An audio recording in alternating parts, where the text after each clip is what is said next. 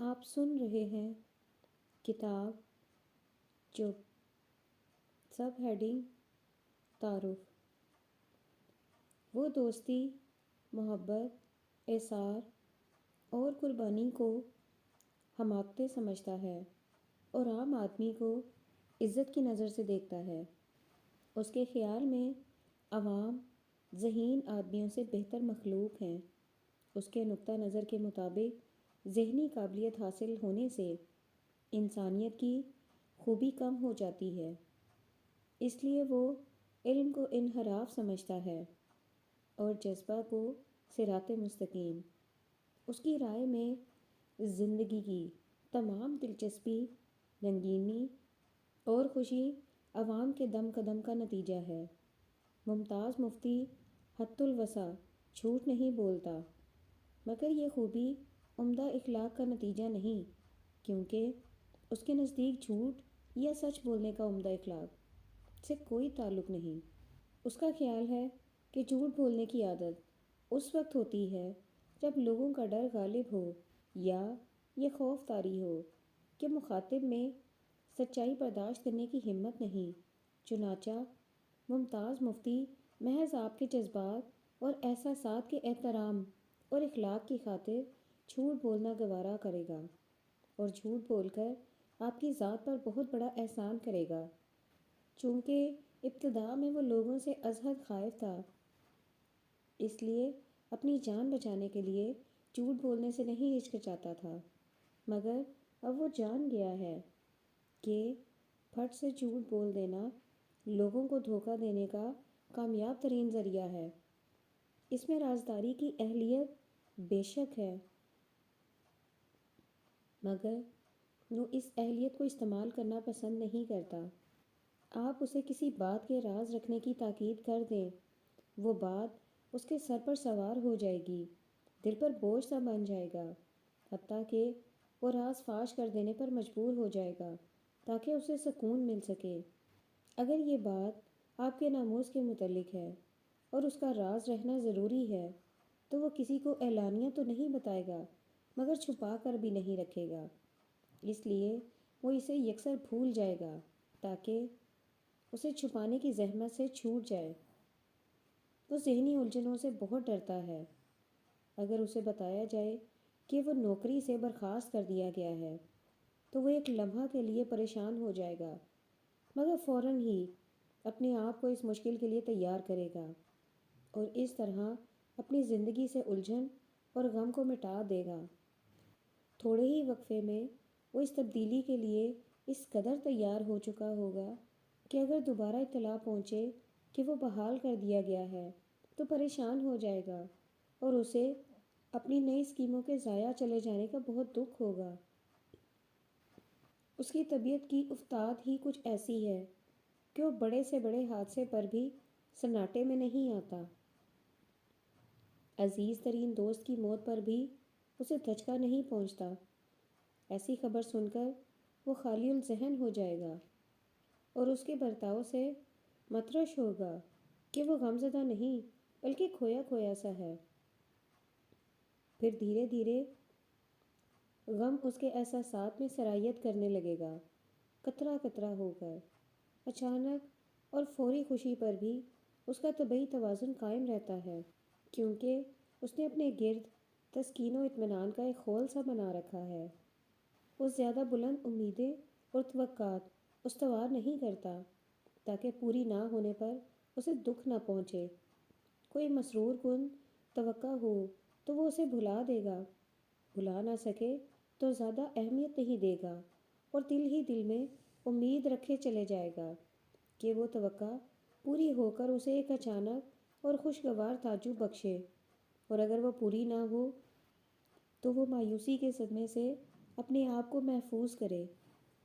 اسے سپنے دیکھنے کی عادت ہے۔ عام طور پر جب اسے سائیکل پر کہیں دور جانا ہو تو رستے کی تکان سے بچنے کے لیے کسی سپنے میں کھو جائے گا۔ جوانی کے زمانے میں وہ کرائیڈن سے کراچی تک ہوائی تیز رفتاری کا ریکارڈ قائم کیا کرتا تھا۔ جب وہ ہوا بازی سے سیر ہو گیا تو دنیا کا مشہور کرکٹ باؤلر بن گیا اور بسا اوقات MCC کی ساری ٹیم 33 رنوں میں آؤٹ کر لی۔ یہ گیند پھینکنے کا شغل بھی کچھ زیادہ دیر تک دلچسپ نہ رہ سکا، اس لیے اس نے دیپک راج کی صحیح بندش کھوج نکالی۔ وہ مجمع میں اس راگ کا آلاپ کیا کرتا۔ دیپک کی جلتی ہوئی تانوں سے اہل محفل کے دل سلگ سلگ جاتے، بتیاں جل جل اٹھتی اور لوگ حیرانی سے بت کے بت بنے تکتے رہتے۔ آج کل اس کے خواب بین الاقوامیت سے تعلق رکھتے ہیں۔ اس نے ایسی عجب شعائیں ایجاد کر رکھی ہیں جن کی مدد سے وہ بارود کو پھٹنے سے روک سکتا ہے، اور ان شعاؤں کی مدد سے وہ آج کل دنیا کے امن کو محفوظ کر رہا ہے۔ مگر ان سپنوں میں اس نے کبھی روپے اور حکومت کے حصول کا پروگرام نہیں بنایا، اگرچہ اسے یہ بھی پسند ہے کہ خرچ کرنے کے لیے اسے روپیہ مل جائے، لیکن اگر اس کے پاس بہت سارا روپیہ آ جائے تو اس کی زندگی کا آدھا لطف ختم ہو جائے گا۔ آج کل اس کی صرف یہی آرزو ہے کہ اس کے پاس ایک ریڈیو سیٹ ہو۔ کار یا بنگلے کا مالک ہونے کی خواہش اس میں کبھی پیدا نہیں ہوئی۔ اپنے آپ کو بڑا آدمی یا حاکم تصور کرنا اسے قطعی پسند نہیں۔ چند ایک امیرانہ چیزیں حاصل ہو جائیں تو اسے کوئی اعتراض نہ ہوگا، بشرط یہ کہ اس کی موجودہ حالت جوں کی توں رہے۔ اس کی موجودہ زندگی بے پرواہی اور مفلسی کا امتزاج ہے۔ عمر بھر اس کے سامان میں ایک چٹائی، ایک بستر، ایک ٹرنک اور ایک دو کرسیاں شامل رہیں۔ اس کے گھر اور کردار کی سب سے بڑی خصوصیت بے ترتیبی ہے۔ وہ صبح سویرے ہی اٹھ بیٹھتا ہے اور اس جگہ سے اٹھ کر جہاں سویا ہوا تھا کسی اور جگہ پر جا کر پھر سو جاتا ہے، اور پھر چائے دانے کی کھنک سنے بغیر آنکھیں نہیں کھولتا، کیونکہ چائے پینے کی اسے لت ہے۔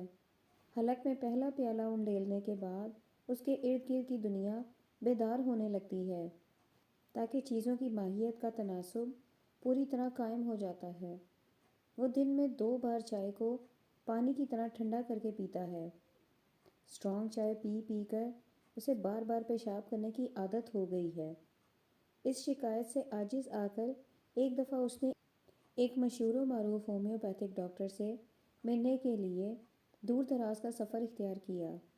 اپنی کیفیت بیان کرتے ہوئے اس نے ڈاکٹر کو بتایا کہ بیماری اس قدر پرانی ہے کہ اسے اس کی ابتدا کی ماہیت کے متعلق کچھ یاد نہیں رہا، اور اب وہ اس کا اس قدر عادی ہو گیا ہے کہ اپنے آپ کو اس کے بغیر تصور ہی نہیں کر سکتا۔ ڈاکٹر، جو بیک وقت معالج، فلسفی اور درویش تھا، یہ سن کر خوب ہنسا اور کہنے لگا کہ پھر علاج کی ضرورت ہی کیا ہے۔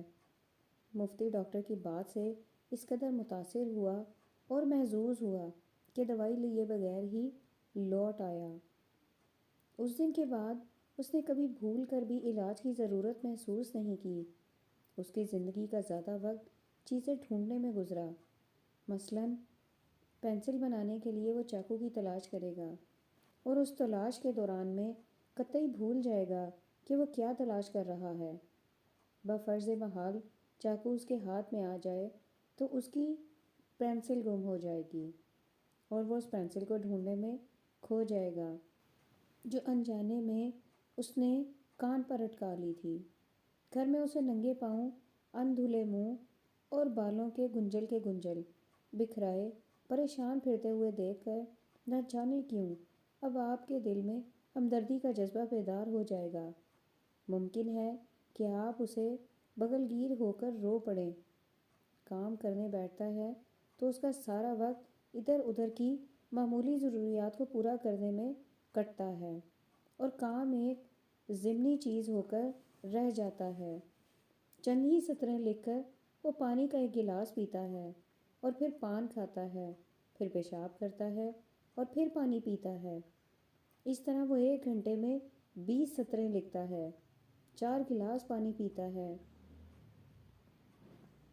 2 پان چباتا ہے، 2 دفعہ پیشاب کرتا ہے، اکثر 2 ایک سگریٹ بھی پی لے تو مذائقہ نہیں سمجھتا۔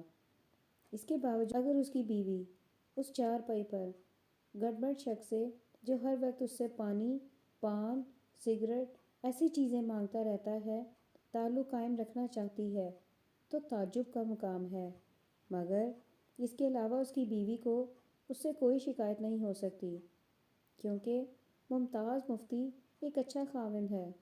لیکن ٹھہریے، یہ بات ذرا وضاحت طلب ہے۔ ممتاز مفتی ایک ایسا بچہ ہے جو یہ پسند نہیں کرتا کہ اسے کوئی بچہ سمجھے۔ دل ہی دل میں وہ چاہتا ہے کہ اس کی بیوی اس کی دیکھ بھال کرے اور اسے مناسب وقت پر مناسب کام کرنے پر مائل کرے، لیکن یہ سب کچھ اس انداز سے ہو کہ اسے معلوم نہ ہو کہ اس کی دیکھ بھال کی جا رہی ہے۔ اگر اسے شک پڑ جائے کہ اس سے ایک بچے کا سا سلوک کیا جا رہا ہے تو اس میں سویا ہوا مرد بیدار ہو جائے گا اور اپنی تحقیر کے خلاف جہاد کرے گا، کیونکہ کسی دوسرے کی مرضی پر چلنا اسے قطعاً گوارا نہیں۔ اس کے برعکس اگر اس کی بیوی اس سے عام بیویوں کا سا سلوک کرے اور ڈر کر رہے تو وہ اسے جاہل، نکمی اور بے عقل سمجھنے لگے گا۔ اسے گھریلو جھگڑوں سے اس قدر نفرت ہے کہ بسا اوقات وہ جھگڑے کے خطرے کو روکنے کے لیے اپنی بیوی سے جھگڑا چھیڑ لیتا ہے۔ ممتاز مفتی نے زندگی میں 2 بار محبت کی ہے۔ پہلی دفعہ جب وہ محض ایک نکما لڑکا تھا اور اسے اپنا کوئی بہتر مصرف سمجھ میں نہیں آیا تھا۔ اس کے گرد ایک بیگانہ اور بے پرواہ دنیا بکھری پڑی تھی، ایک ایسی دنیا جس میں نہ تو اس کی کوئی حیثیت تھی نہ وقت۔ اپنی اہمیت ثابت کرنے کے لیے اس نے یہ روگ لگا لیا۔ اس کی پہلی محبت کی نوعیت ہی کچھ ایسی تھی کہ وہ تعمیری نہ ہو سکتی تھی۔ اس کے علاوہ اس کا انداز محبت بذات خود تقریبی ہے۔ نتیجہ یہ ہوا کہ عمر بھر کے لیے اس کے ماتھے پر بدنامی کا ٹیکا لگ گیا۔ اس کے ذہن میں ایک دائمی کشمکش کی داغ بیل بڑھ گئی۔ محبت کے لیے وہ اپنے اقربا کے ساتھ ساتھ اپنے آپ سے بھی برسر پیکار رہا۔ وہ اپنی محبوبہ سے بیک وقت مجنونانہ محبت اور نفرت محسوس کرتا تھا۔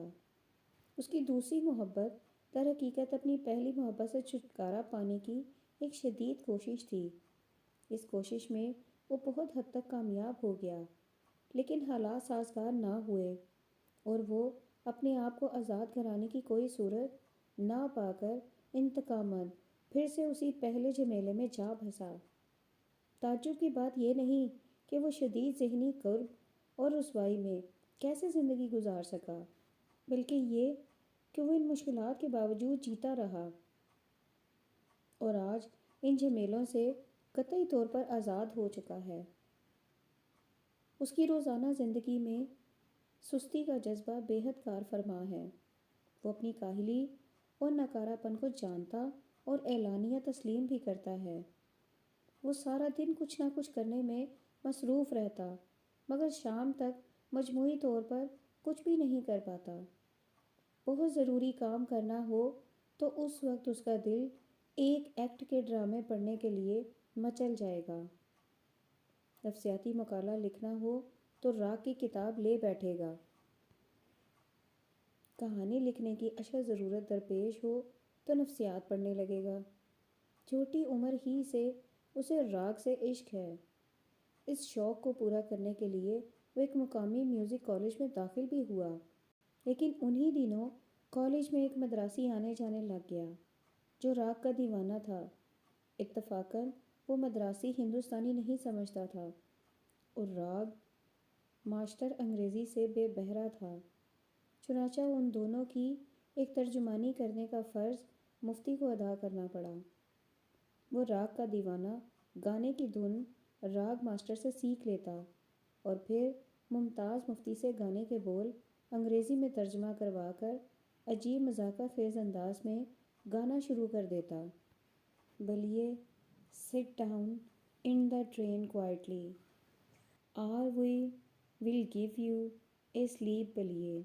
اس دلچسپ راگ شکشا میں مفتی کو اس قدر مزہ آنے لگا کہ کچھ سیکھنے کی بات پسِ پشت پڑ گئی۔ بعد ازاں اس نے راگ کا غیر مطالعہ بھی کیا اور سروں کے تموجات، ٹیمپرڈ اسکیل، آروہی، امروہی سبھی معلومات حاصل کر لی اور اب وہ راگ کو پورے طور پر سمجھتا ہے۔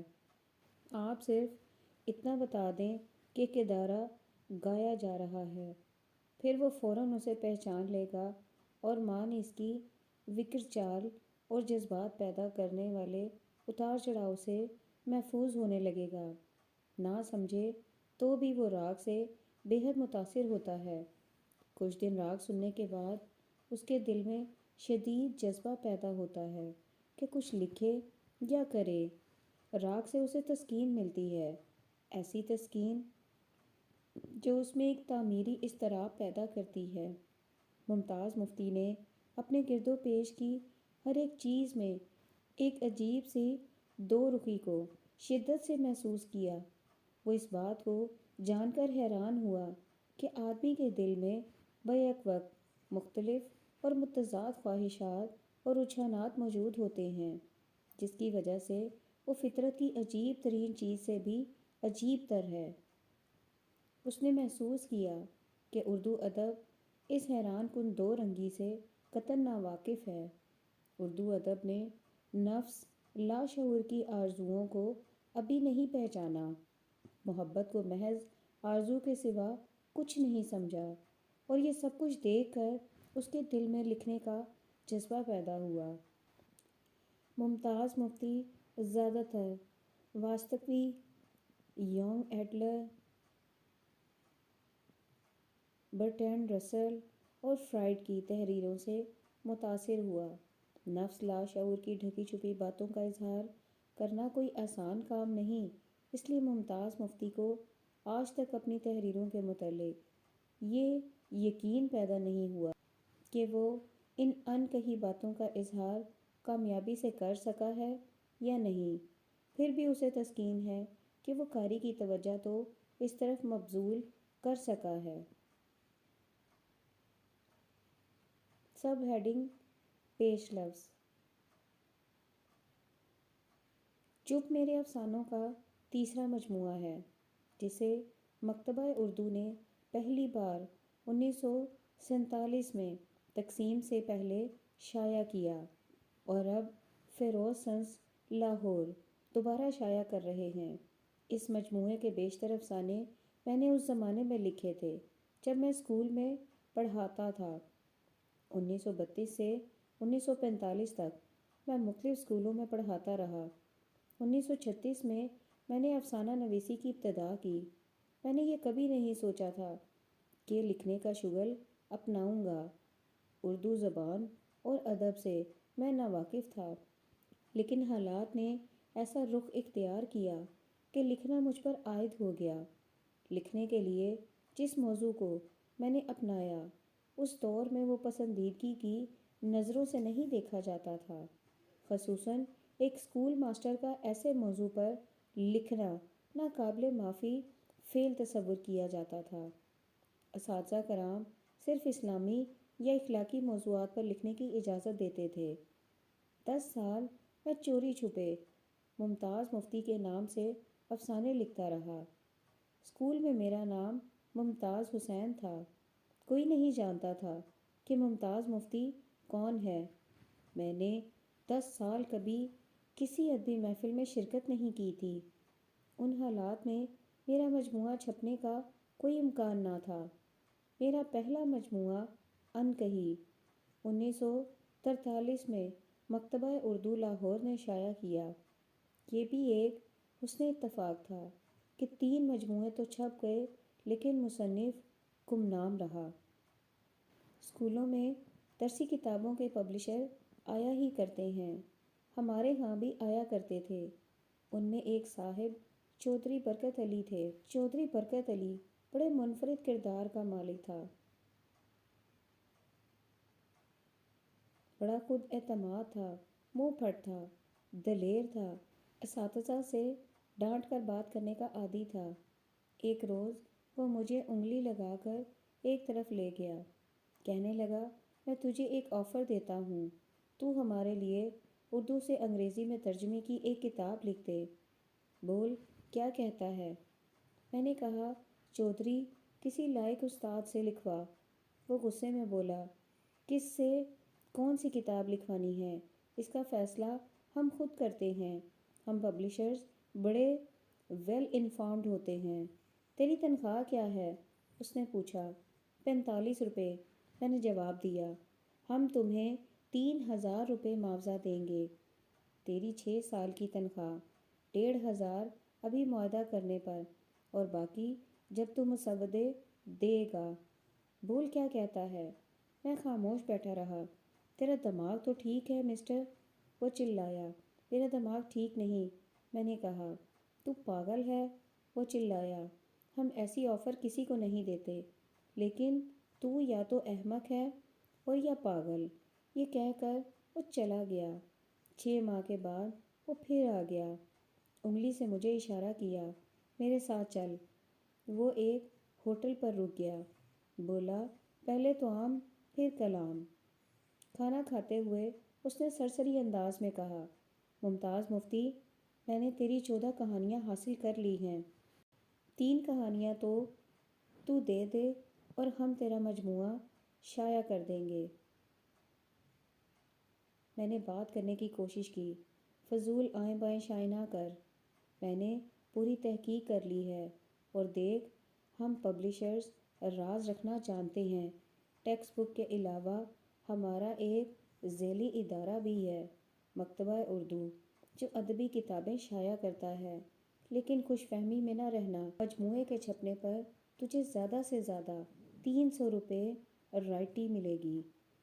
یوں مجھے حسن اتفاق سے ایک پبلشر مل گیا، ورنہ ان حالات میں میرا مجموعہ شائع ہونے کا کوئی امکان نہ تھا۔